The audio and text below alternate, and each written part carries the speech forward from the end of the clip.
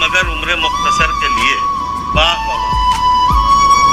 चौथे मिसरे में अगर आपको लगे कि आपके भी दिल की बात है तो साफ करना, मैं दाद वाद नहीं इंसाफ की उम्मीद पर पड़ रहा हूँ कि खुशी मिली थी मगर उम्र मुख्तसर के लिए।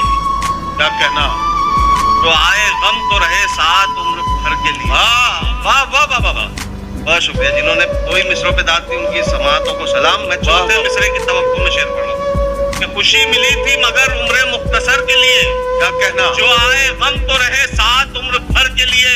मैं जिसको सबसे ज्यादा अजीज रखता हूँ वो बेकरार है मेरी बुरी खबर के लिए।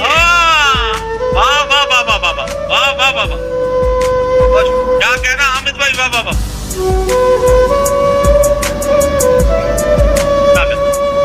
मैं अर्ज कर रहा था अदनान साहब और अब्दुल कदीर साहब की मोहब्बतों को सलाम के बाद मुझे यहाँ पे आने